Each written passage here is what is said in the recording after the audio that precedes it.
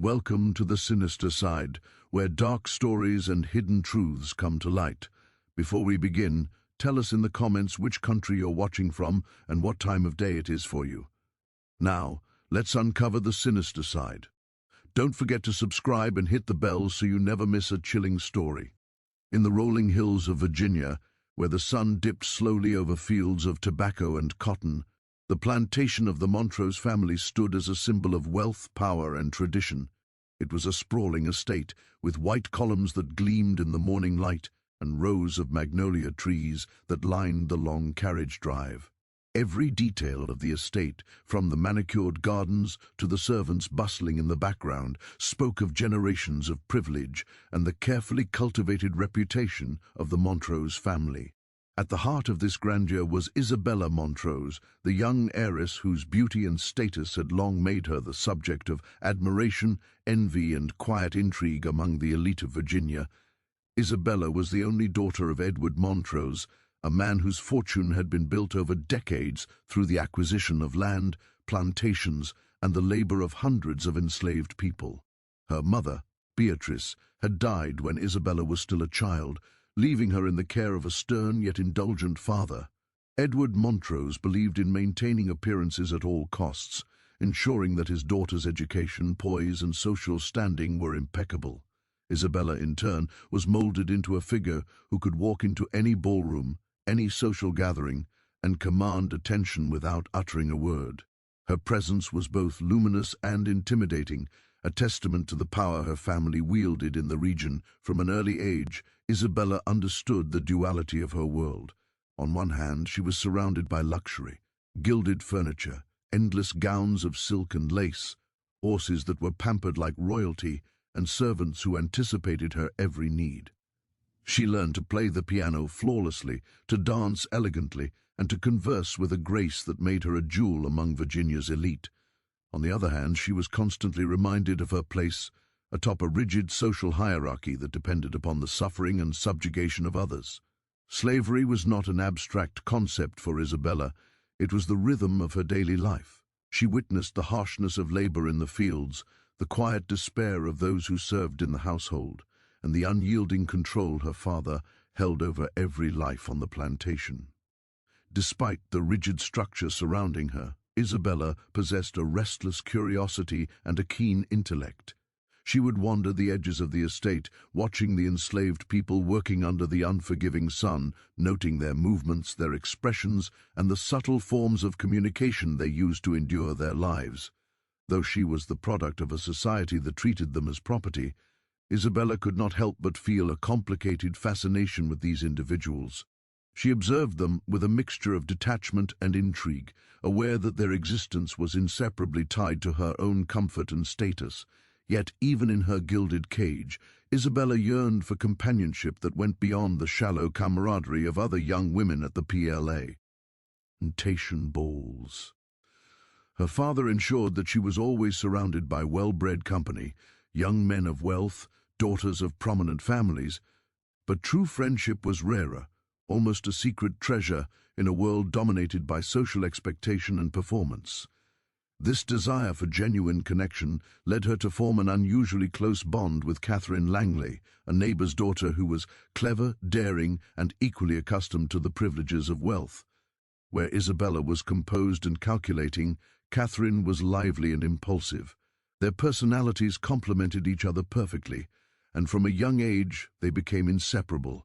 They shared secrets, explored the edges of their estates together, and reveled in the minor rebellions that only girls of privilege could afford, sneaking out to the woods, whispering forbidden thoughts, and imagining a world beyond the constraints imposed by their families. As Isabella grew into adolescence, her beauty and intelligence became more pronounced. She had the sharp, arched eyebrows of her mother, the clear blue eyes that seemed to scrutinize everything around her, and a voice that carried a melodic authority. Young men in the county sought her attention, and older women envied her effortless command of society. But for Isabella, none of that mattered as much as her connection with Catherine. Their friendship was more than companionship. It was a partnership, a secret world where they could express desires and ambitions without the suffocating expectations of their families. However, Their world was not without darkness. Virginia, during Isabella's formative years, was a place steeped in contradictions. The grand plantations, the parties, and the education were all built upon a foundation of cruelty and oppression. The enslaved individuals who toiled in the fields, cooked in the kitchens, and maintained the estate were denied even the most basic humanity. Isabella witnessed punishments meted out with brutal efficiency, families torn apart at the whim of their owners, and whispered stories of despair carried from one servant to another. Even though she was young, she could not ignore the stark reality that the beauty of her surroundings was inseparable from the suffering it concealed. Yet, within this oppressive world, Isabella learned the power of manipulation, observation, and subtle influence. She saw that power could be wielded without direct force, that control often came through suggestion, attention, or even small gestures of favoritism. These lessons would later shape her interactions with those around her, including the individual she would come to share with her closest friend. In many ways, Isabella was already practicing the art of social chess, anticipating reactions, assessing desires, and quietly asserting her authority without ever appearing to dominate. The Montrose estate was more than a home, it was a microcosm of society. Every room, every corridor, every shadow held meaning. The Grand Inn. Ing Hall echoed with laughter and discussion of land deals, marriages, and politics. The libraries smelled of old leather and ink, filled with books that taught history, philosophy, and the sciences. The music rooms resonated with piano melodies and harpsichord harmonies, reflecting refinement and culture. Yet just beyond the polished floors and crystal chandeliers lay the servants' quarters, humble, crowded, and silent witnesses to the human cost of the Montrose fortune. Isabella's education included an awareness of these dualities, though her youthful mind often struggled to reconcile the elegance she cherished with the suffering she observed. It was in this complex environment that Isabella's personality was fully shaped, a combination of grace, intelligence, curiosity, and a hint of ruthlessness. She was admired and envied in equal measure, capable of charm that could disarm and a subtle cunning that could intimidate. But beneath the exterior perfection was a restless spirit, one that sought not only social dominance, but also the thrill of secret knowledge, the fascination with lives beyond her own, and the intoxicating allure of forbidden attachments. These qualities, nurtured in the privileged halls of Montrose estate, would ultimately define the path of her later actions, the friendships she formed, the obsessions she indulged, and the tragedies that would eventually unfold. By the time Isabella reached her late teens, she was no longer just a beautiful heiress, she was a force to be reckoned with. Her father's fortune, the social standing of her family, and her personal charm gave her a rare combination of influence and opportunity. It was during these years that the stage was being quietly set for the arrival of a particular enslaved individual whose presence would ignite desires, rivalries, and jealousies that even Isabella could not fully anticipate. The Montrose estate, with its grandeur and hidden darkness, had prepared her for everything and yet nothing at all. The heiress's world was a world of contrasts, beauty and cruelty, loyalty and betrayal, fascination and fear. It was a world in which every smile could conceal a motive, every gesture could carry power, and every glance could provoke desire or envy. And it was within this intricate tapestry that Isabella Montrose's story truly began, a story that would intertwine privilege, obsession, and tragedy in ways she could never have foreseen. The summer of Isabella Montrose's 19th year was unusually hot, the kind of Virginia summer where the sun seemed to settle into the very skin, making even the simplest of tasks feel like labor. On the Montrose estate, the air was thick with the mingled scents of blooming jasmine, sun-baked earth, and the smoke from the distant tobacco kilns. Life carried on in its usual rhythm, servants moving quietly through the halls, gardeners tending meticulously to the sprawling grounds, and Isabella preparing for the upcoming social season with her cuss. Tommery, poise, and grace. Yet, That summer would bring a change so profound that it would ripple through the carefully ordered lives of all who inhabited the estate, a change that began with the arrival of a young man named Samuel. Samuel was not just any enslaved individual. He had been purchased from a neighboring plantation by Edward Montrose under the guise of strengthening the household staff. In truth, the acquisition had been influenced by Isabella herself. Edward, prideful and indulgent when it came to his daughter, had allowed her to select the new addition to the estate's workforce, believing it a harmless exercise of her emerging influence. Isabella had chosen Samuel for reasons that were difficult even for her to articulate fully.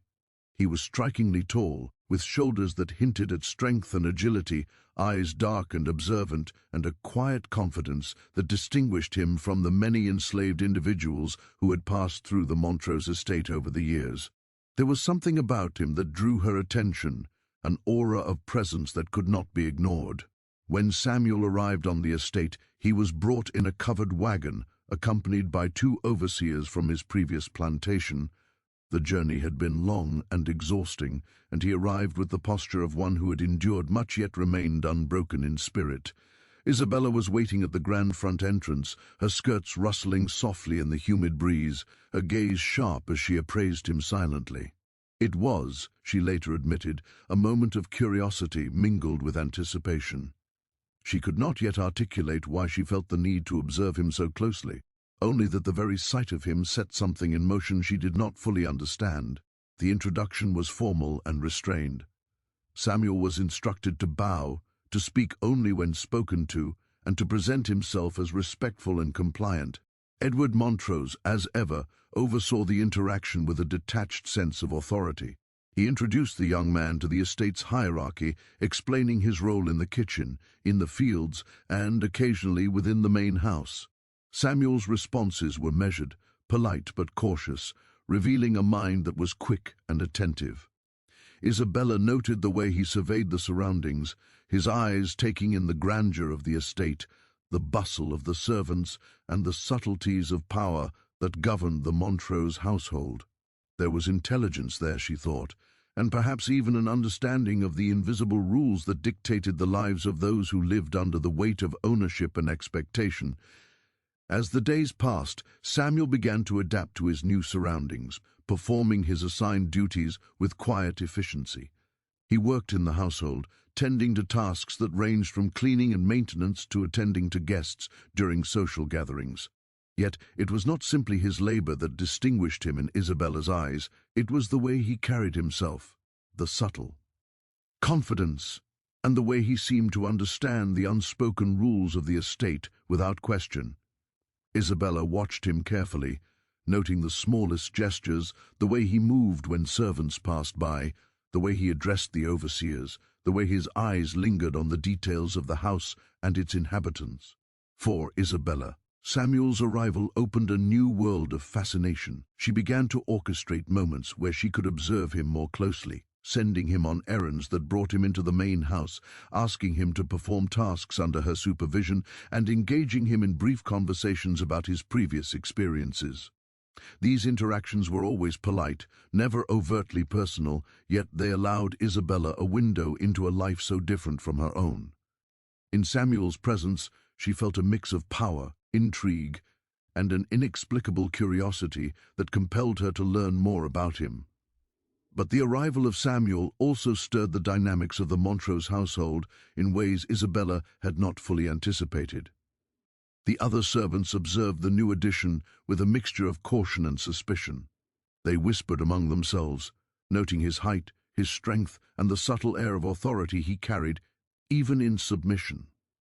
Some were wary, fearing that his presence might disrupt the established order. Others were quietly envious, sensing a talent and intelligence in Samuel that set him apart from the majority of the enslaved individuals at Montrose.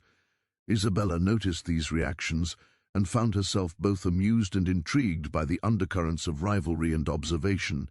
It was during one of these early weeks that Catherine Langley, Isabella's closest friend, arrived at the estate for her summer stay. Catherine was radiant and full of energy, her laughter a sharp contrast to Isabella's composed demeanor.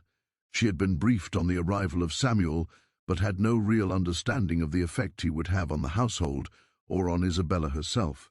The first meeting between Catherine and Samuel was brief, polite, and marked by a mutual acknowledgement of the social hierarchy. Yet, even in that short encounter, Catherine sensed that Isabella's attention was unusually focused, her eyes following Samuel with an intensity that was almost palpable. Over the course of the summer, the relationship between Isabella and Samuel evolved in subtle ways. Isabella began to grant him small privileges not afforded to the other servants, a slightly later hour to retire at night, brief moments of conversation beyond what was strictly necessary, and occasional tasks that allowed him to move freely within the main house. She watched closely how he responded, noting the deference in his speech, the intelligence in his observations, and the composure with which he navigated the complex web of authority surrounding him. These privileges were small in the grand scheme of the plantation, yet they were enough to set Samuel apart, to make him a figure of fascination not lie for Isabella but eventually for Catherine as well. It was not long before Catherine too began to notice Samuel in a way that went beyond mere curiosity. She observed his strength, his quiet confidence, and the way he seemed to carry himself with dignity despite the constraints placed upon him. Catherine's interest, initially casual, soon became tinged with a mixture of admiration and desire. She began seeking opportunities to interact with him, sometimes under Isabella's watchful eye, sometimes when she thought she was unobserved. These interactions were charged with subtle tension, a mixture of the forbidden, the curious, and the socially dangerous. Isabella, for her part, was not blind to Catherine's growing fascination. At first she felt a sense of pride in her ability to draw such attention to her selection, as though her judgment in choosing Samuel had been validated. Yet she also experienced a stir of possessiveness, a subtle unease at the thought that someone else might claim the attention and loyalty of the young man she had observed so carefully. It was a feeling that Isabella had rarely experienced, a mix of ownership, fascination, and the nascent stirrings of jealousy that would later become central to the story. As the summer heat continued to press down on the estate, the household settled into a delicate balance. Samuel performed his duties with diligence, Isabella watched with curiosity and growing intrigue, and Catherine began to maneuver herself closer to both the household and Samuel's attention. Outside observers, other members of the Montrose family, neighbors and local socialites, saw only the surface, a well-run estate, a charming young heiress, and the usual rhythm of plantation life. They did not see the subtle games of attention, desire, and control unfolding behind closed doors. It was during one long afternoon, as the sunlight streamed through the tall windows of the Montrose library, that Isabella realized the full extent of her own fascination with Samuel. She had asked him to retrieve a ledger from the far end of the room, a task simple enough in execution but significant in consequence.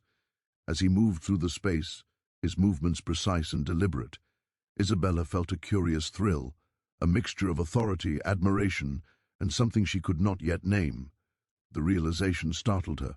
She understood that Samuel's presence had awakened a desire within her for control, attention, and perhaps even possession, a desire that went beyond the ordinary relationships between master and servant. By the end of that summer, the stage was fully set. Samuel had become more than just a new member of the household. He was a figure around whom attention, rivalry, and fascination would revolve. Isabella's observations had sharpened into a focused interest. Catherine's curiosity had developed into desire, and the delicate balance of the Montrose estate had shifted in subtle, irreversible ways. What began as the simple arrival of a young enslaved man had become the catalyst for complex emotions, jealousy, obsession, and the dangerous allure of forbidden attachments. In retrospect, the arrival of Samuel marked the beginning of a transformation within the Montrose household. He was a silent agent of change, unaware of the impact he had on the young women who watched him so closely, unaware of the conflicts that would soon arise, and unaware of the tragic consequences that his presence would ultimately set into motion. The summer ended, the fields ripened under the Virginia sun, and life on the Montrose estate continued in its outwardly orderly fashion. Yet beneath the polished veneer, the invisible threads of tension, desire, and rivalry had already begun to weave a web from which none of the household's inhabitants would emerge unscathed. The story of Isabella, Catherine, and Samuel had truly begun, and it was a story destined to explore the darkest corners of human obsession, the complexities of power, and the perilous interplay of desire, possession, and jealousy. Catherine Langley arrived at the Montrose estate at the end of July, her carriage rattling along the long, dusty drive that cut through the rolling Virginia hills. Summer was at its peak, the air heavy with humidity, the fields glowing gold under the relentless sun. Catherine's arrival was always a highly anticipated event. She and Isabella had been inseparable since childhood, a pair whose connection seemed both unbreakable and incomprehensible to the other girls of their social circle. Their bond was not born solely of convenience or shared status. It was deeper, a friendship formed through shared secrets, laughter whispered under the shade of magnolia trees, and daring escapades beyond the watchful eyes of guardians and tutors. From the moment Catherine stepped out of her carriage, the interplay between the two friends began as it always did. Isabella, poised and calculating, observed every nuance of Catherine's expression, noting the slight flush of excitement in her cheeks, the glimmer of mischief in her eyes, and the rapid scanning of the familiar estate that had once been her own private world. Catherine, in turn, let herself be momentarily overwhelmed by the grandeur of Montrose, by the scent of the flowering gardens, the polished halls, and the subtle signs of luxury at every turn. She embraced her friend with an affection that was both exuberant and intimate, their laughter echoing through the hallways, a sound that had long been absent from the estate in any such unguarded form. Yet Catherine's arrival marked more than just the reunion of two lifelong friends. It coincided with the presence of Samuel, whose arrival had already begun to shift the dynamics within the Montrose household. Catherine had heard rumors of him during her journey, tales whispered in passing by neighbors or servants about the new addition to the estate, but seeing him in person, witnessing the quiet strength and poise with which he carried himself, ignited a fascination that was immediate and, as it would turn out, increasingly dangerous. At first, Catherine's interactions with Samuel were cautious and polite. She had been raised to understand the rigid hierarchies of her society and the consequences of crossing those boundaries. She spoke to him with measured warmth, never overstepping the roles assigned to each of them. Yet, her natural curiosity, combined with her playful and daring personality, made it inevitable that she would seek opportunities to observe and interact with him beyond mere duty.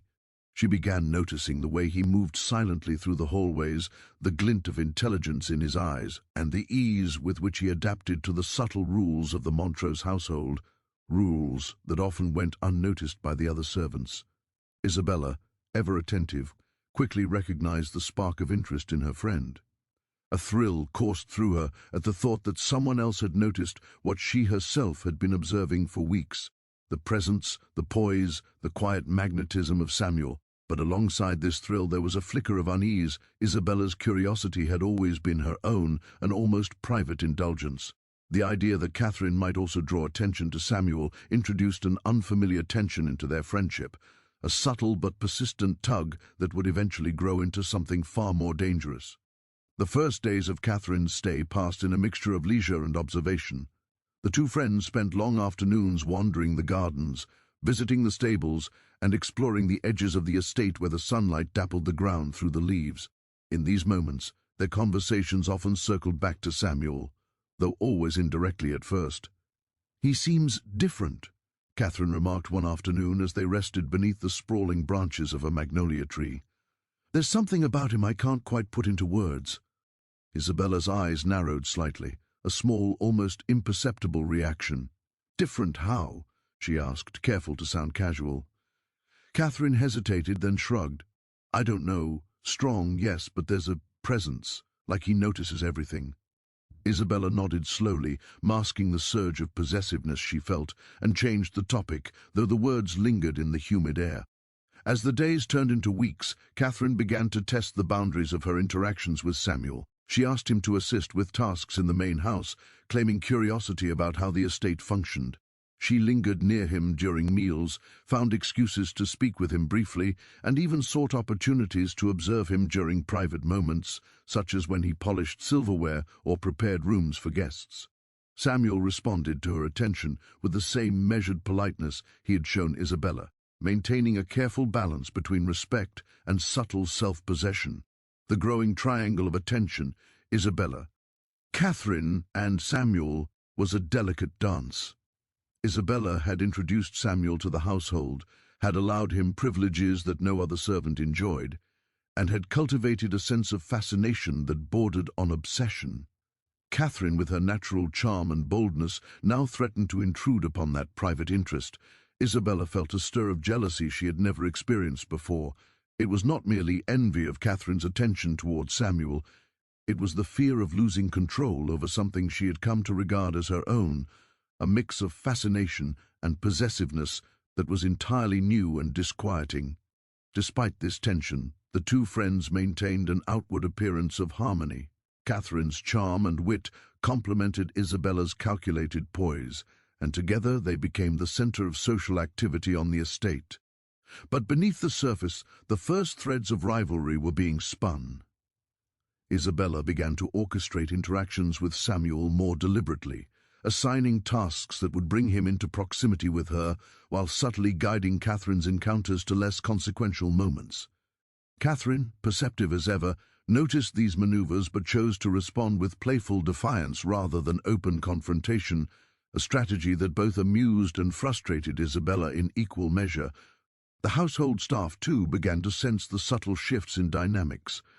Other servants whispered quietly about the attention Samuel received from the young ladies, noting the unusual privileges he enjoyed and the delicate tension that seemed to linger whenever Isabella and Catherine were together. Some were curious, some wary, and some quietly entertained by the unfolding drama, yet all were careful to maintain the decorum expected in the presence of their young mistresses. The plantation, with all its rigid hierarchies and codes of conduct, had become a stage for a social drama that was both invisible to outsiders and intensely potent to those who lived within its walls. One evening, as the sun set over the distant hills, Isabella invited Catherine to join her in the drawing room. The room was cool and dimly lit by the fading light, the air heavy with the scent of roses brought in from the gardens. Samuel had been tasked with preparing refreshments, and his presence in the room, quietly moving to lay out trays of fruit and sweetmeats, was both necessary and provocative.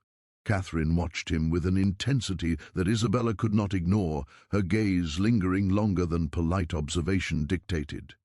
Isabella felt a pang of possessiveness, sharp and unfamiliar, and decided that she would need to assert her attention in subtle ways to maintain the balance she sought. The tension between the two friends over Samuel was subtle at first. A glance held too long, a question phrased in a particular way, a deliberate choice of seating or proximity. But these small acts accumulated, creating an invisible current of competition that neither Catherine nor Isabel could fully ignore. What had begun as casual fascination for both women was evolving into a complex interplay of desire, control, and rivalry, each testing the limits of social boundaries while maintaining the veneer of propriety expected in their world. Isabella, ever strategic, began to experiment with ways to keep Samuel close while limiting Catherine's access. She assigned him tasks that required his presence near her, arranged for conversations that allowed her to observe his reactions, and subtly redirected Catherine's attention to less immediate matters. Catherine, for her part, responded with a mixture of charm and subtle defiance, using her wit and social intuition to navigate the delicate terrain. Each interaction became a careful negotiation, a silent contest of influence and attention that neither could openly acknowledge. As the summer progressed, the foundation of the conflict that would ultimately shape their story was laid. The Montrose estate, with its grandeur, its hidden corridors, and its servants moving silently through the background, had become a microcosm for a more profound struggle, one of desire, jealousy, and the complicated interplay of power and possession.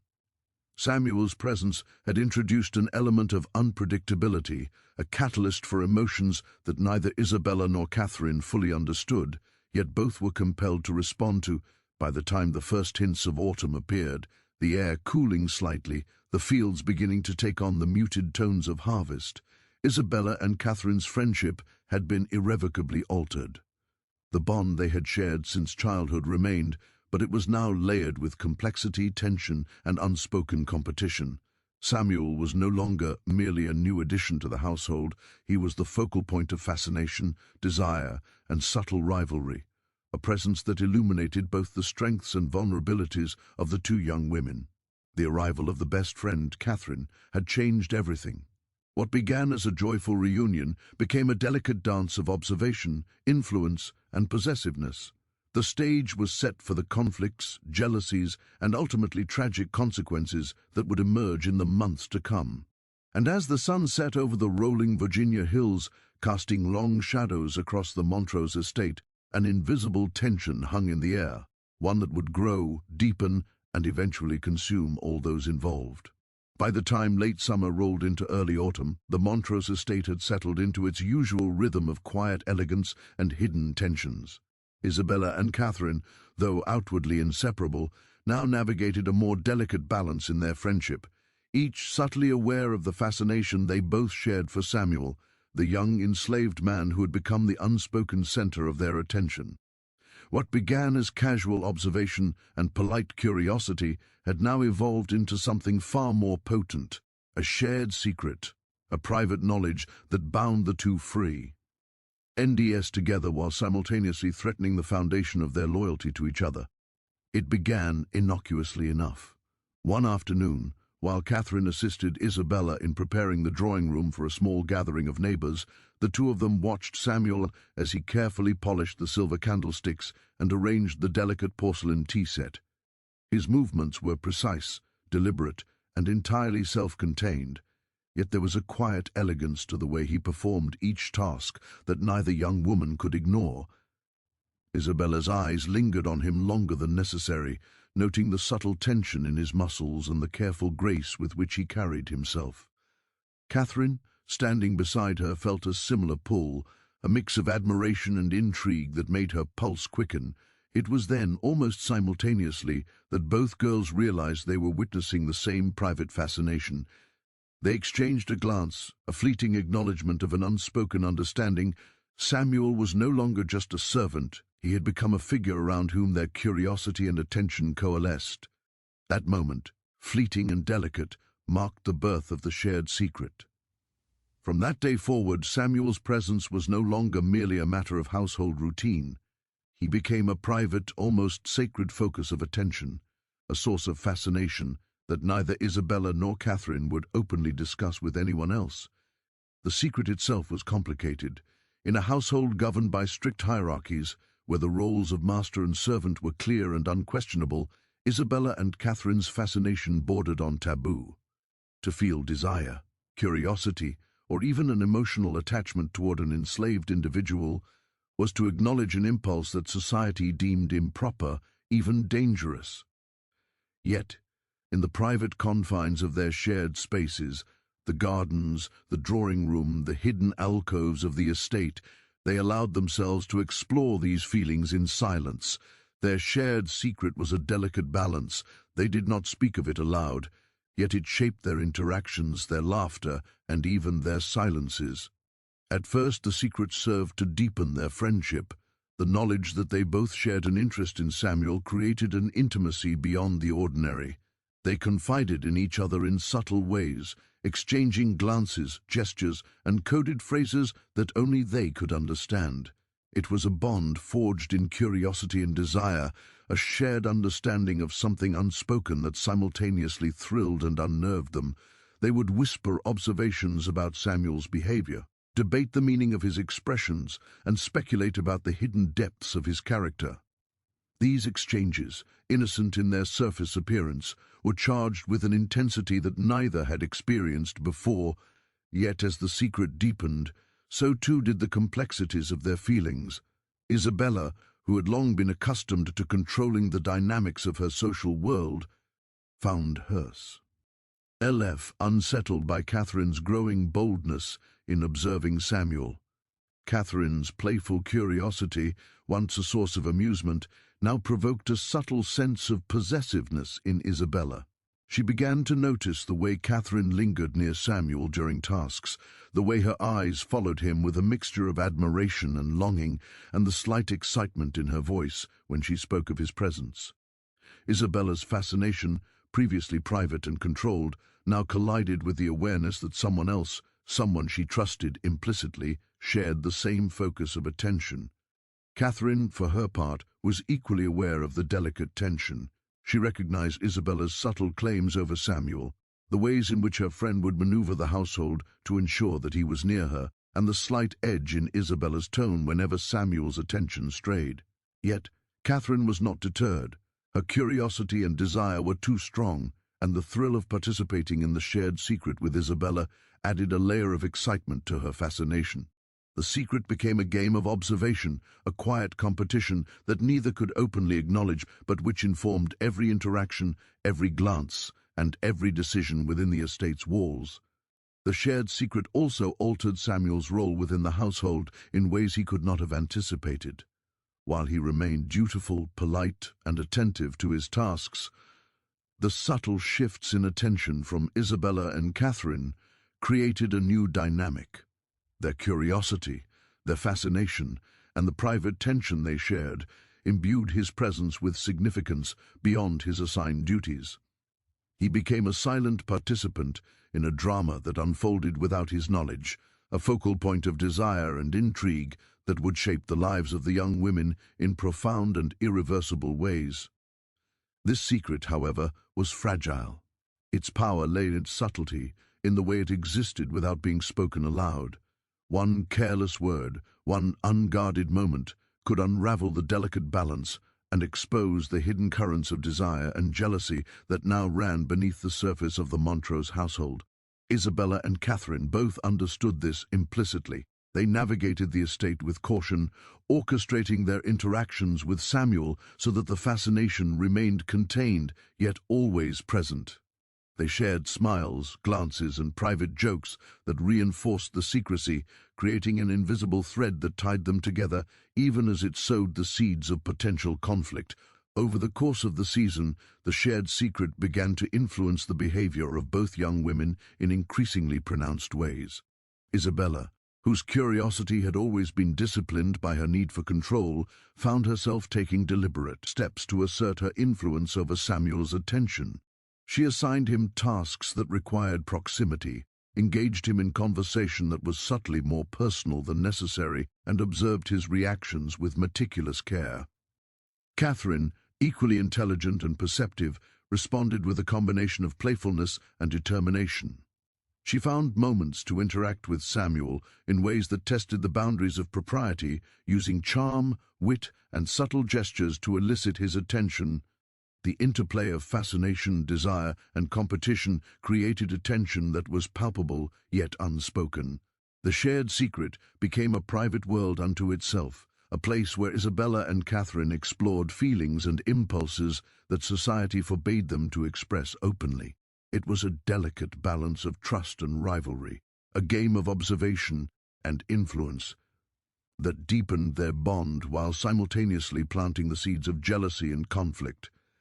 Each glance, each interaction with Samuel was laden with significance, a silent acknowledgement of the invisible hierarchy that now existed not just within the household, but within their friendship as well.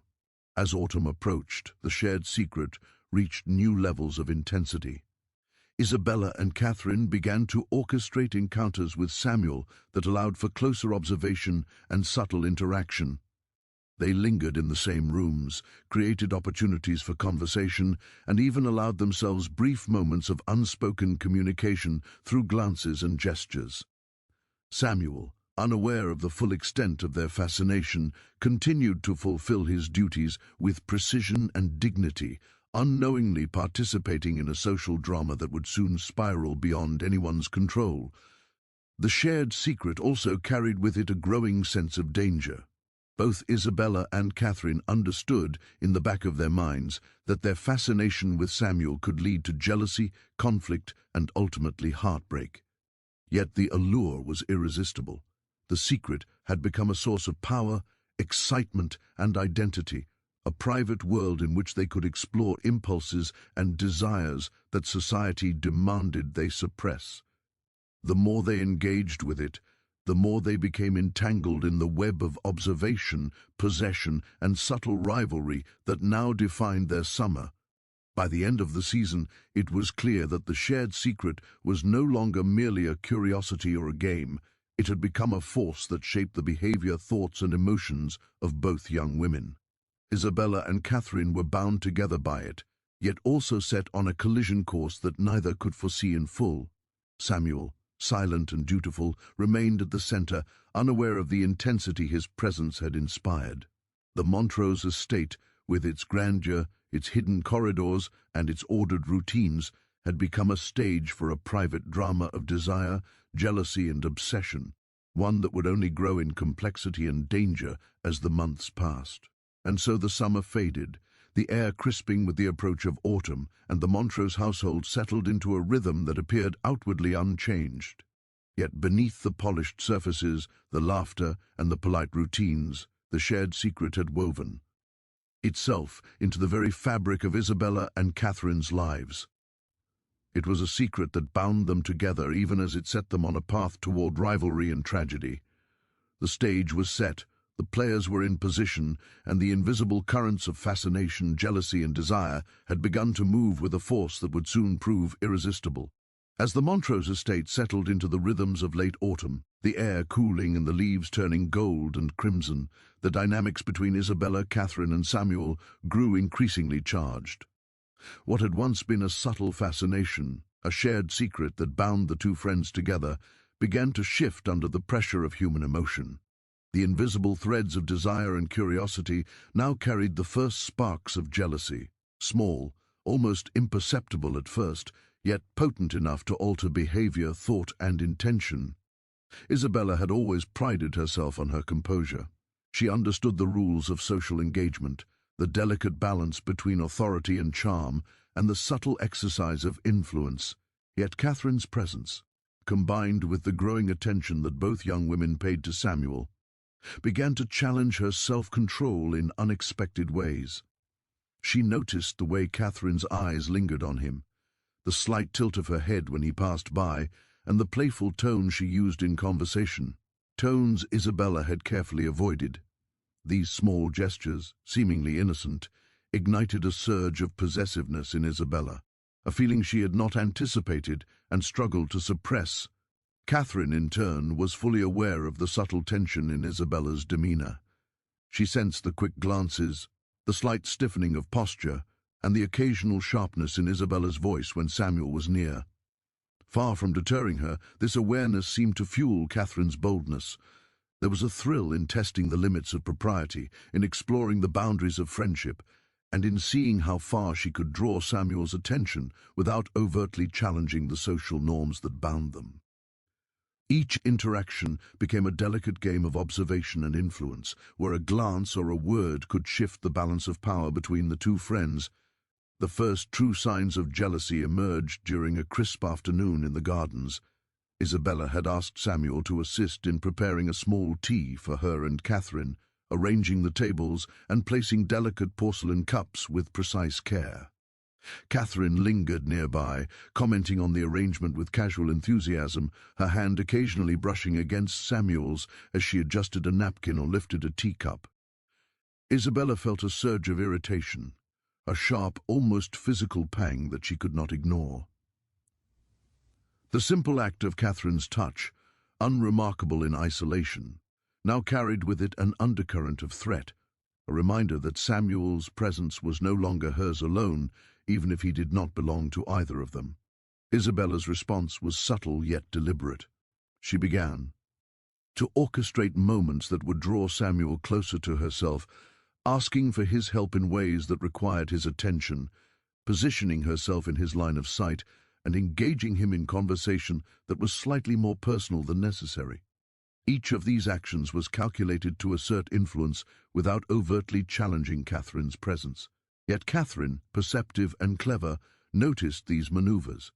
She countered with her own gestures, lingering in proximity, speaking with playful familiarity, and testing the boundaries of social propriety in ways that highlighted her awareness of Isabella's intentions. The tension between the two friends was not immediate or explosive. It was a slow burn, a series of subtle escalations that accumulated over days and weeks. Small incidents, almost imperceptible to an outsider, became loaded with significance. A glance held too long, a slight touch, a carefully chosen word, all became tools in a quiet contest of attention and influence. The shared secret, once a source of intimacy and fascination, had transformed into a delicate balance of rivalry, each girl testing the other while simultaneously negotiating the unspoken rules of their friendship. One afternoon, the sparks of jealousy ignited more visibly during a gathering of neighbors at the Montrose estate. The drawing room was alive with conversation, the clinking of teacups and the soft strains of a piano in the background. Samuel moved through the room with his usual quiet efficiency, attending to the guests and ensuring that every detail was perfect. Catherine, playful and mischievous, found moments to engage him in conversation, her voice light yet deliberate, drawing attention without seeming inappropriate. Isabella, watching from across the room, felt a surge of possessiveness so strong that it caught her breath. She approached Samuel herself, engaging him in a task that required his focus and proximity, her tone casual yet infused with an intensity that Catherine could not ignore. The aftermath of that afternoon left both young women restless. Isabella's thoughts were consumed by Catherine's audacity, the way she had tested boundaries and drawn attention to herself. Catherine, meanwhile, reveled in the thrill of the unspoken contest, noting Isabella's subtle attempts to assert dominance while planning her own strategies for the days ahead. The shared secret had transformed into a battlefield of emotions, each girl navigating a delicate dance of desire, jealousy, and influence that grew increasingly fraught with complexity. The household staff, ever observant, began to sense the tension between the young women.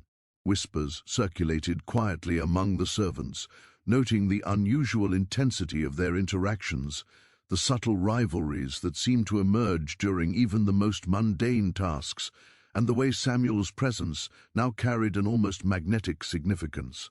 While none dared speak openly of what was happening, the undercurrents of ion were palpable, shaping the atmosphere of the estate and influencing the behavior of all who lived within its walls. As the weeks progressed, the sparks of jealousy became more pronounced. Isabella found herself scrutinizing Catherine's every movement, analyzing her tone, her gestures, and her proximity to Samuel. Each perceived slight, whether intentional or accidental, was catalogued and weighed, feeding a growing sense of possessiveness and rivalry. Catherine, equally astute, responded with a combination of charm, defiance, and playful manipulation, testing the limits of Isabella's composure and subtly asserting her own influence.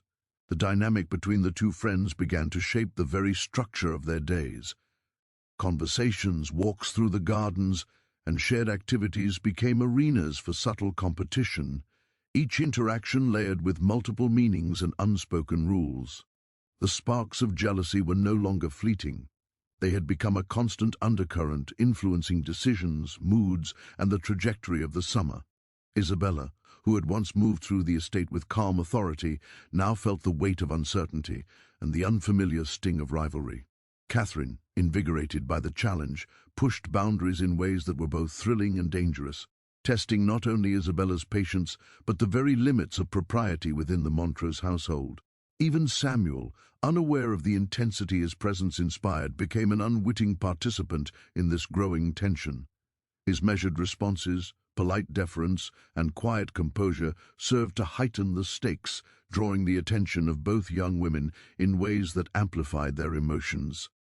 Each glance exchanged, each word spoken, became a subtle flashpoint, igniting feelings of jealousy, fascination, and possessiveness that neither Isabella nor Catherine could fully contain. The first open confrontation, though brief, marked a turning point. One crisp morning, as they walked through the estate's orchard, Isabella's tone carried an edge she could not entirely disguise. Catherine, perceptive as always, noticed the subtle shift immediately. A conversation over Samuel's assistance with chores, seemingly innocuous, became loaded with tension. Words were chosen carefully, pauses calculated, glances exchanged with the precision of a silent duel. Though no raised voices erupted, the unspoken contest was palpable, leaving both girls aware that the stakes of their fascination had grown far higher than either had anticipated. From that moment onward, the sparks of jealousy evolved into a persistent flame, influencing the rhythm of the household, the moods of the young women, and the trajectory of their friendship. Each day brought new opportunities for subtle maneuvering, each interaction with Samuel a test of influence, and each private glance or gesture a potential spark of rivalry. The Montrose estate, outwardly serene and orderly, had become a stage for an invisible drama of emotion, desire, and power that neither Isabella nor Catherine could openly acknowledge. By the time the first frost dusted the fields of Virginia, the atmosphere in the Montrose household was taut with anticipation and unspoken tension. The sparks of jealousy that had ignited in late summer had grown into a quiet, simmering fire, one that shaped every conversation, glance, and action. Isabella and Catherine, bound together by friendship and fascination, were now caught in a delicate dance of rivalry and desire, their shared secret transformed into a complex web of emotions that threatened to unravel at any moment. The stage was set for the next phase of their story. The sparks of jealousy, once subtle and contained, had grown into a force that would soon drive actions, decisions, and consequences far beyond what either young woman could anticipate. Samuel, silent and unaware, remained at the center, the fulcrum around which desire, possessiveness, and rivalry now pivoted. The Montrose estate, with its grandeur, its hidden corridors, and its careful routines, had become a theater of emotion, poised for the escalation that would soon define the lives of all involved. And so, as the Virginia winds carried the scent of fallen leaves and approaching winter, the sparks of jealousy flickered, glowing brighter with each passing day, setting the scene for the obsessions, conflicts, and tragic outcomes that were destined to follow. As winter crept over the Virginia hills, the Montrose estate seemed serene from the outside, a grand plantation draped in the soft white of early frost, smoke curling lazily from chimneys, and the distant hills muted under the pale sun. But inside, the carefully cultivated elegance of the house could not conceal the growing tension between Isabella Montrose and her lifelong friend, Catherine Langley. What had begun as subtle curiosity about Samuel, the new addition to the estate, had evolved into a potent rivalry that now dominated their every interaction. The sparks of jealousy ignited during the late summer and early fall had grown into a persistent, simmering fire that neither girl could ignore, shaping not only their relationship with each other, but also the course of their lives in ways that were becoming increasingly dangerous.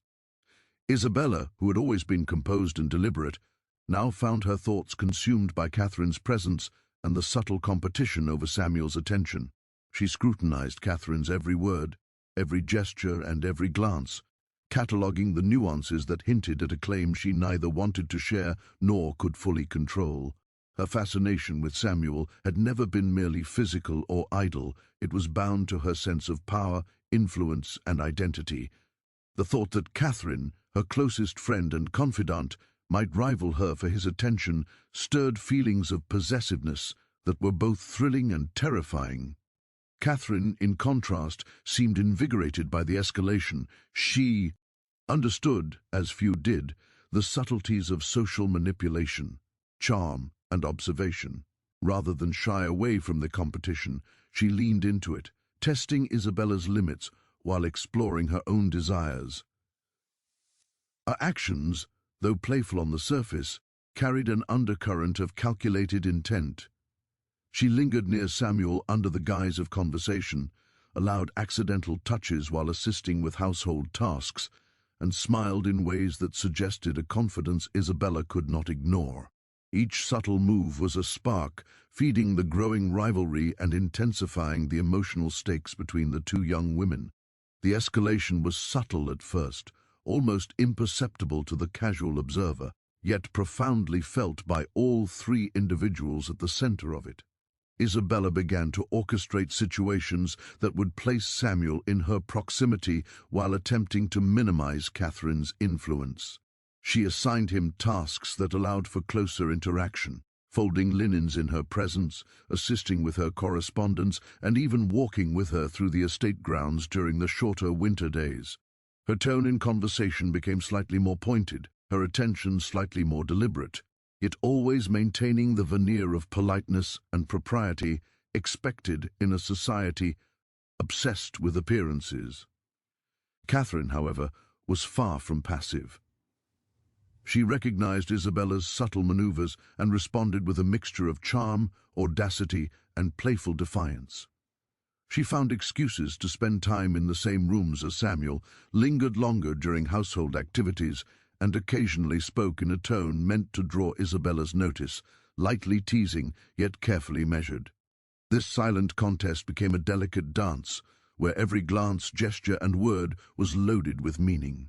The rivalry had grown beyond mere jealousy. It was now a game of influence, observation, and subtle domination, with Samuel unwittingly at the center. Even the household staff began to notice the shift. Whispered comments and exchanged glances among the servants reflected an awareness of the tension that permeated the Montrose home. They observed how Isabella and Catherine navigated the estate, noting the subtle competitions that arose over seemingly trivial interactions with Samuel. While they dared not speak openly, the undercurrents of rivalry shaped the rhythm of the household, influencing how tasks were delegated, how attention was distributed, and how even ordinary conversations were conducted. The presence of Samuel, once simply another servant, now carried a weight and significance that rippled through every corner of the estate. The rivalry escalated further during a winter gathering intended to celebrate the harvest and the social connections of the Montrose family. The drawing room was ablaze with candlelight, the soft murmur of conversation mingling with the faint strains of a harp.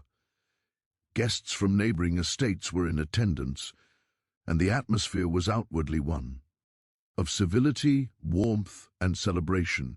Yet, beneath the surface, Isabella and Catherine's competition had intensified to the point of open subtlety.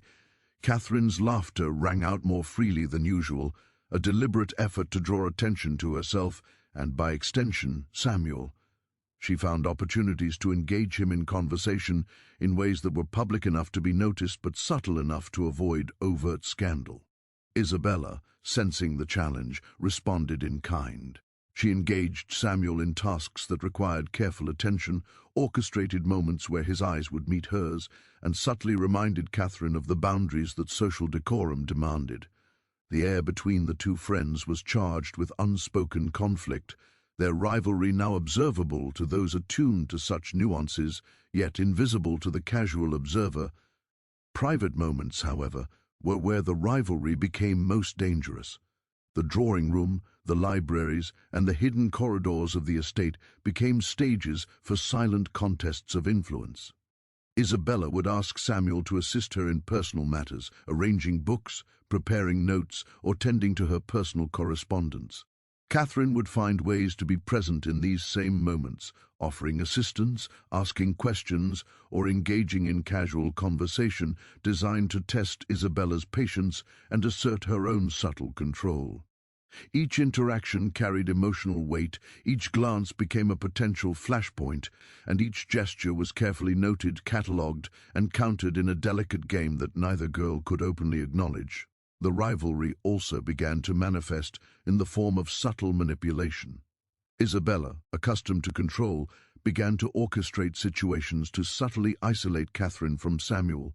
She would assign Catherine tasks that required her attention elsewhere, redirect conversations, and engineer circumstances where Samuel's proximity favored herself. Catherine, perceptive and clever, responded by using charm, wit, and social intuition to circumvent these attempts, finding opportunities to maintain influence and attention even under Isabella's careful orchestration. Their contest, silent yet potent, became a constant undercurrent, influencing decisions, moods, and even the way they interacted with the rest of the household. As the weeks progressed, the stakes of their rivalry intensified. The shared secret that had once bound them together in fascination had now transformed into a source of tension, competition, and subtle conflict. The Montrose estate, with its grandeur, ordered routines, and carefully maintained decorum, became a theatre for an invisible drama that neither Isabella nor Catherine could openly address. Each day presented new opportunities for subtle victories, carefully measured influence, and quiet tests of patience and power. The rivalry had escalated beyond casual jealousy. It had become an emotional battlefield, with Samuel unwittingly at the center and the rules of engagement debt. Ermined by social decorum, intuition, and desire, the first tangible signs of emotional strain emerged in their private conversations. Isabella, normally measured and deliberate, began to show flashes of impatience, subtle sharpness in tone, and carefully concealed irritation when Catherine's attention strayed too close to Samuel. Catherine, recognizing these cues, responded with playful defiance, testing boundaries in ways that were both exhilarating and infuriating. The friendship, once unshakable, now rested on a fragile balance of desire, control, and subtle manipulation, a balance that could tip with the slightest misstep. Even Samuel, diligent and polite, began to sense the subtle shifts in attention and energy between the two young women. Though he remained focused on his duties, he could not entirely ignore the charged atmosphere, the glances that lingered a moment too long, and the careful orchestration of proximity in conversation. His presence, once a neutral element in the Montrose household, had become the fulcrum of emotional tension, a silent participant in a rivalry that neither Isabella nor Catherine could openly articulate. By the time winter reached its peak, the rivalry had transformed from subtle sparks into a sustained, simmering force that influenced every facet of daily life on the estate. Isabella and Catherine, bound by friendship, fascination, and desire, were now locked in a delicate and dangerous contest of influence and control. The Montrose estate, with its grandeur, its hidden corridors, and its disciplined routines, had become both a sanctuary and a stage, a place where desire, jealousy, and obsession were played out in silence, shaping the behavior, thoughts, and emotions of all involved. The escalation of their rivalry set the stage for the inevitable consequences that would follow. What began as curiosity and fascination had grown into a powerful force, one that would soon drive actions, decisions, and events beyond the control of either young woman. Samuel, still unaware of the full extent of their emotions, remained at the center, the unwitting catalyst for a conflict that would only intensify in the months to come. The Montrose estate, outwardly serene and orderly, now simmered with invisible tension, its halls and corridors bearing silent witness to a rivalry that threatened to consume not only their friendship, but their entire social world. And so, as the Virginia landscape lay under a blanket of frost, the rivalry between Isabella and Catherine escalated, fueled by desire, jealousy, and the subtle manipulations of two young women who had once been inseparable.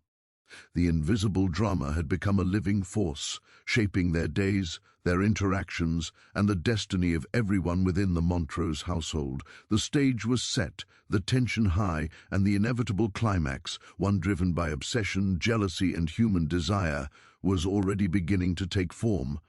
By the time the first snow of winter began to dust, the Virginia hills, the simmering tension between Isabella Montrose and Catherine Langley had reached an unbearable peak. What had begun as subtle fascination with Samuel, the young enslaved man at the Montrose estate, had escalated into a rivalry that now consumed their thoughts, dictated their actions, and colored every interaction.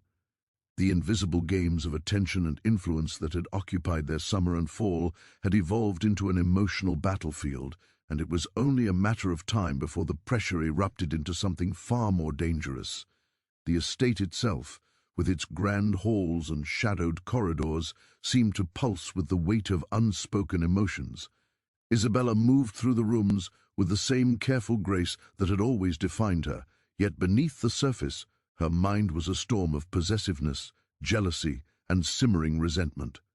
Catherine, perceptive and audacious, moved alongside her with a similar mixture of charm, mischief, and determination. Both young women understood the stakes, yet neither could temper the escalating intensity of their rivalry.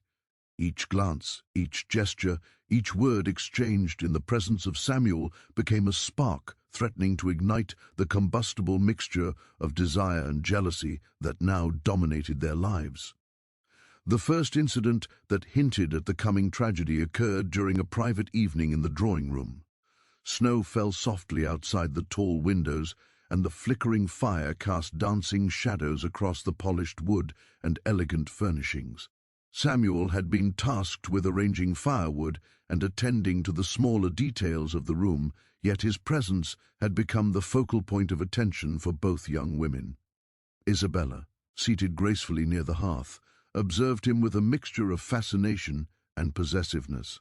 Catherine, leaning casually against a nearby table, did the same, her eyes tracing the contours of his movements, her mind alive with curiosity and desire. At first, the interactions were subtle, a lingering glance here, a softly spoken word there, but the intensity had grown to a level where restraint was difficult to maintain. A careless brush of Samuel's hand against Catherine's as he passed by set off a ripple of tension in Isabella.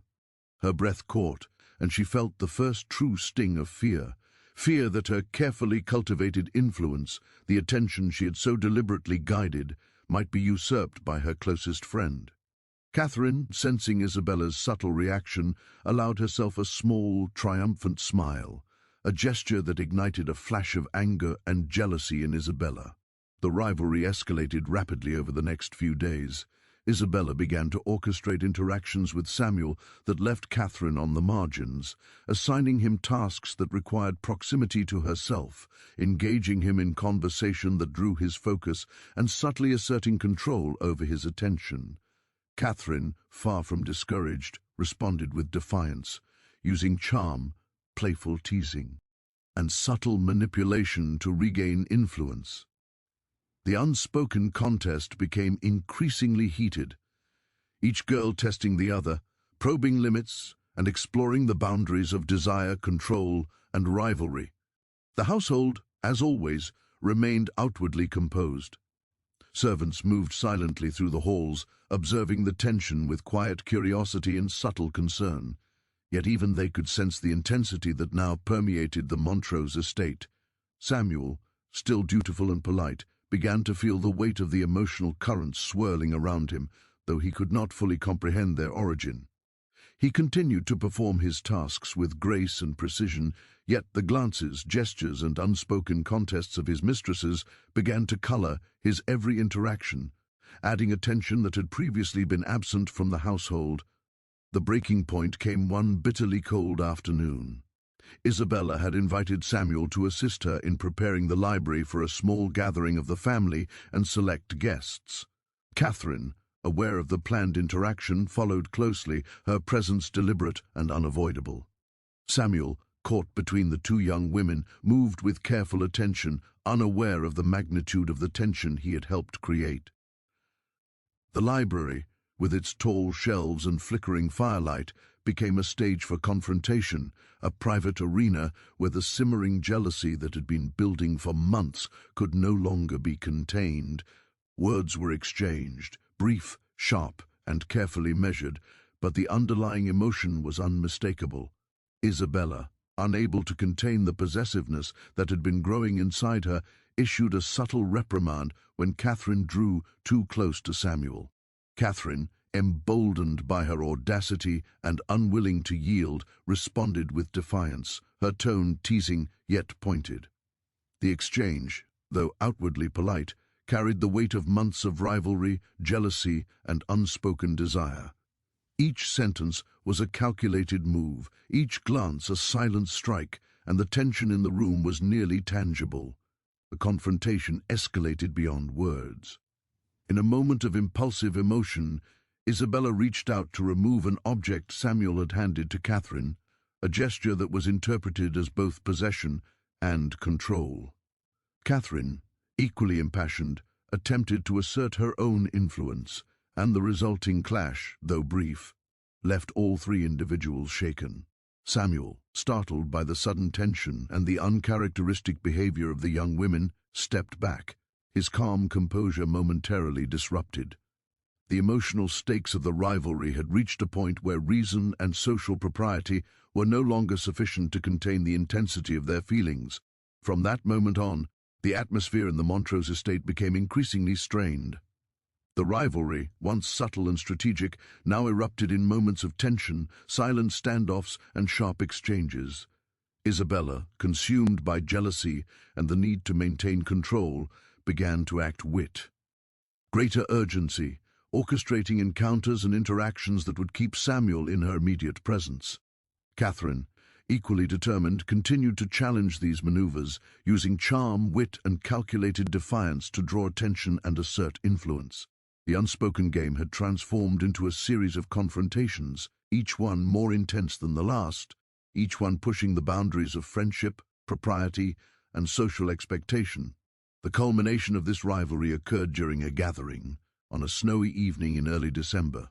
The Montrose estate had invited neighbors and friends for a winter celebration, the drawing room filled with candlelight, laughter, and the soft strains of music. Samuel, dutiful as ever, moved through the room attending to the guests, yet every interaction was now fraught with tension. Isabella and Catherine, both fully aware of the stakes, maneuvered subtly, each seeking to assert influence, command attention, and maintain control over the dynamics that had become increasingly volatile. In a private moment near the hearth, the rivalry finally erupted into a confrontation that would have lasting consequences. Words, previously restrained and carefully measured, were now spoken with unguarded emotion. Isabella accused Catherine of overstepping boundaries, of challenging her influence, and of daring to compete for attention that Isabella felt was hers alone. Catherine, refusing to yield, responded with equal force, pointing out Isabella's possessiveness, her subtle manipulations, and her attempts to dominate Samuel's attention. The exchange, though brief, carried the full weight of months of jealousy, desire, and competition. In the heat of the moment, emotions overtook reason. Isabella, feeling a mix of anger, fear, and possessiveness, acted impulsively. A small struggle ensued over an object Samuel had been holding, the physical movement an extension of the emotional conflict that had been building for months. Catherine, equally impassioned, resisted, and the confrontation escalated beyond control. Samuel, caught in the center, attempted to intervene, but the intensity of the clash left all three in disarray. The aftermath was immediate and tragic. In the confusion, a misstep caused one of the heavy candelabras to topple, striking Catherine. The sound of the crash echoed through the room, silencing the music and conversation. Isabella, horrified by the unintended consequence of her actions, rushed to Catherine's side. Samuel, equally alarmed, moved swiftly to assist. But it was too late. The impact had caused fatal injury. The room, once filled with the warmth of celebration, became a chamber of horror and disbelief. The tragedy shattered the Montrose household. Isabella, consumed by guilt, grief, and the full weight of her actions, found herself isolated even amidst the presence of family and servants. Samuel, who had been the focal point of fascination and rivalry, was left in a state of shock, witnessing the consequences of a conflict he could not have anticipated. The shared secret, the rivalry, and the sparks of jealousy had culminated in a catastrophe that no one could undo. In the weeks that followed, the Montrose estate struggled to reconcile the outward appearance of order with the emotional devastation that had unfolded within its walls. Isabella, once poised and commanding, was now haunted by grief, guilt, and the memory of the rivalry that had escalated beyond control. Samuel, still present in the household, carried with him the silent weight of witnessing a tragedy that had erupted from the interplay of desire, jealousy, and human obsession. And the Montrose estate itself, a place of grandeur and tradition, bore the invisible scars of a conflict that had begun as fascination and rivalry and ended in irreversible tragedy. The events of that winter became a cautionary tale whispered in private corners of Virginia society, a story of obsession, jealousy, and the dangerous consequences of unrestrained desire. Isabella's life, forever marked by the tragedy, was a reminder of the fragile line between fascination and possessiveness, between friendship and rivalry, and between curiosity and destructive obsession. Samuel, the unwitting center of the conflict, remained a figure of silent consequence, a reminder of the human cost of desire and the unpredictability of passion when left unchecked. The tragedy that struck the Montrose estate was not merely an accident, it was the inevitable outcome of months of simmering tension, unspoken rivalry, and the invisible games of influence and desire that had consumed Isabella and Catherine. It was a stark demonstration of how quickly fascination could evolve into obsession, how subtle sparks of jealousy could ignite into catastrophe, and how the interplay of human emotions, social constraints, and forbidden desires could shape destinies in ways that no one could foresee. The tragedy that struck the Montrose estate left an indelible mark on everyone involved, shaping their lives and the future of the household in ways that no one could have foreseen. The accident that claimed Catherine Langley's life during the bitter Virginia winter was more than a single catastrophic moment. It was the culmination of months of simmering tension, jealousy, and rivalry. Its aftermath rippled through the Montrose family, the servants, and the wider community, creating a legacy defined by grief, guilt, and the haunting memory of desire turned destructive. In the immediate weeks following the incident, Isabella Montrose was consumed by a complex mixture of grief, shame, and guilt. Though the act that caused Catherine's death was not premeditated, the realization that her own emotions, her jealousy, possessiveness, and subtle manipulations, had contributed to the fatal confrontation weighed heavily on her. She retreated from the social engagements that had once defined her life, withdrawing into the private spaces of the estate where she could be alone with her thoughts and the memory of her lost friend. Each room of Montrose now bore the silent echoes of that fateful day: the drawing room with its toppled candelabra, the library where confrontations had escalated, and the corridors where glances and gestures had once carried hidden meaning. Isabella's transformation was profound. The young woman who had once moved through the world with poise, confidence, and social authority now navigated life with a careful, almost fearful deliberation. She became acutely aware of the consequences of her emotions, of the fragility of relationships, and of the dangerous power of jealousy and obsession. Friends and family noted the change, her laughter, once effortless and warm, now rare, her interactions measured and cautious. The Montrose estate, outwardly unchanged, had become a repository of her grief, a place where every object and corner served as a reminder of what had been lost and what could never be regained. Samuel, the young enslaved man who had been at the center of the rivalry, was also deeply affected. Though he had always approached his duties with calm dignity and discretion, he could not ignore the tragedy that had unfolded around him. He witnessed firsthand the consequences of human desire, the destructive potential of rivalry, and the fragility of life when emotions are left unchecked. In the days following Catherine's death, Samuel's interactions with Isabella shifted subtly. He remained polite, attentive, and diligent in his work, yet there was a quiet gravity to his demeanor, a silent acknowledgement of the events that had occurred, and their irreversible impact on the household. The other servants, too, were not untouched by the tragedy. Though they had been accustomed to the strict hierarchies of the estate and the nuanced behaviors of the young mistresses, the events of that winter shattered the illusion of control. Whispers circulated through the corridors, reflecting fear, curiosity, and a somber awareness of the fragility of human emotion. Samuel's central role in the household, once defined by service and obedience, now carried a more complex significance. He had become, unwittingly, a witness to a tragedy that underscored the hidden tensions beneath the veneer of elegance and order. As the months passed, the Montrose family struggled to reconcile outward appearances with internal grief.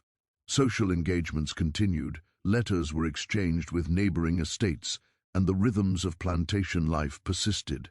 Yet beneath the surface, the shadow of Catherine's death lingered, shaping decisions, conversations, and the behavior of those who lived at Montrose.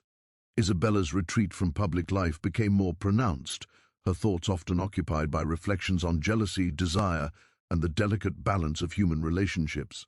The shared secret that had once bound Isabella and Catherine in fascination had transformed into a painful lesson on the company, in sequences of unbridled emotion. In the wider community, the incident became a topic of hushed conversation and speculation. The story of the Virginia heiress, her best friend, and the tragic accident spread quietly through social circles, though details were often obscured or softened in retelling. Catherine's death was regarded with a mixture of sympathy and caution, a tale that highlighted the dangers of jealousy, rivalry, and unchecked emotion. Isabella, though shielded by her family's status and wealth, became a figure of fascination herself, a young woman marked by tragedy, whose beauty and composure were now inseparable from the memory of a fatal rivalry. The legacy of the tragedy extended beyond social perception. For Isabella, it became a source of introspection and, eventually, transformation. The intense rivalry, the shared secret, and the obsession that had defined her interactions with Catherine and Samuel forced her to confront the darker aspects of her own nature. She became more introspective, cautious in her relationships, and acutely aware of the consequences of desire and jealousy.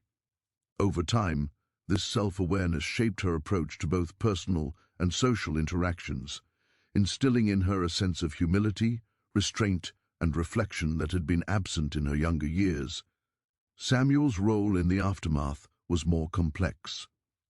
While the young man continued to fulfill his duties with diligence, the events of that winter altered the dynamics of his relationship with Isabella. Though he remained a silent witness to her grief and transformation, the intensity of the past interactions could not be erased. Samuel's presence became a quiet reminder of the fragile interplay between human desire, social hierarchy, and the potential for conflict.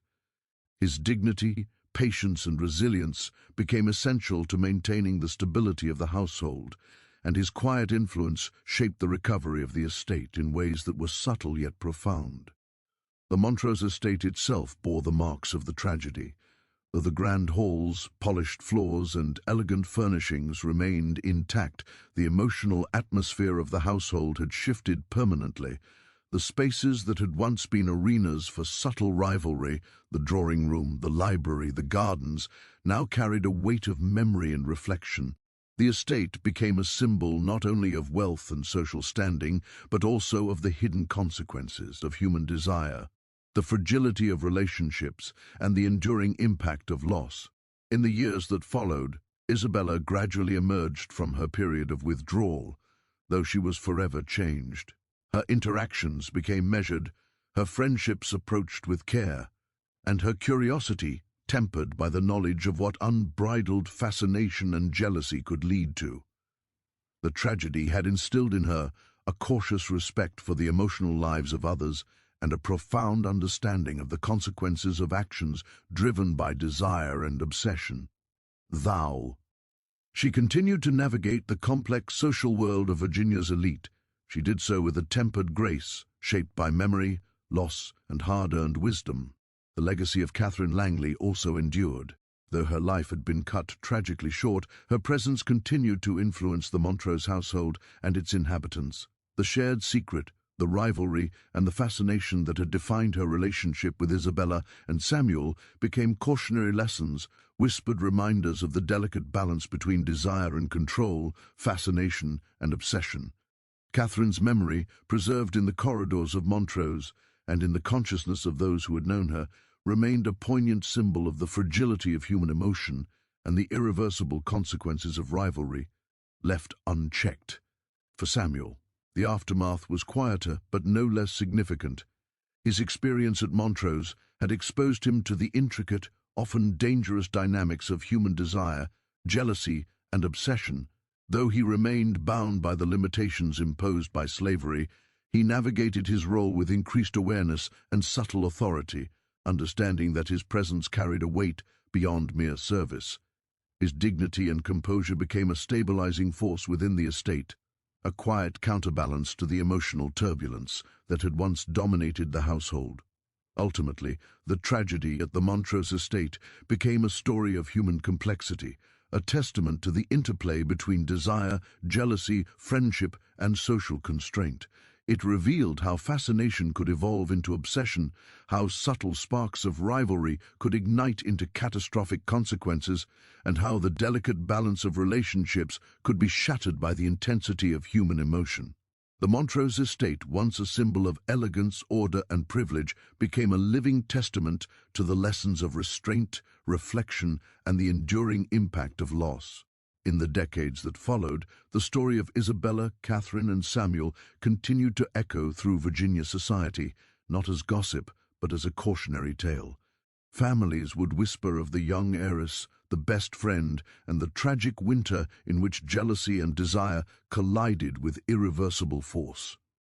The Montrose estate itself, preserved and maintained, stood as a reminder that beneath the polished floors, the grand halls, and the cultivated gardens, the human heart remained vulnerable to the most powerful and unpredictable forces: love, fascination, and envy. The legacy of that fateful winter was thus twofold. For Isabella, it became a lifelong lesson in humility, self-awareness, and emotional restraint. For Samuel, it was a reminder of the invisible weight carried by those who are caught at the center of human desire. And for the Montrose estate, it was a silent chronicle of passion, rivalry, and the enduring consequences of unchecked emotion. A story etched into its walls, its corridors, and the very fabric of its history. Through the years, the memory of Catherine Langley lingered, not merely as a tragic figure, but as a catalyst for understanding, reflection, and the complex interplay of friendship, obsession, and human vulnerability. Isabella's life, though forever shadowed by grief, carried the wisdom born of tragedy. And Samuel, a silent observer and participant, continued to navigate the delicate boundaries of service, observation, and humanity, leaving a legacy defined not by tragedy alone, but by the resilience, dignity, and quiet strength that had shaped him in the aftermath. The Montrose estate, frozen in time yet alive with the echoes of the past, remained a testament to the enduring power of human emotion, the love, jealousy, fascination, and rivalry that shape destinies and leave their mark on history. And so, even decades later, the story of the Virginia heiress, her best friend, and the young enslaved man who unwittingly became the center of desire and tragedy continued to resonate, a somber reminder of the lessons learned too late, the consequences of unchecked passion, and the enduring complexity of the human heart.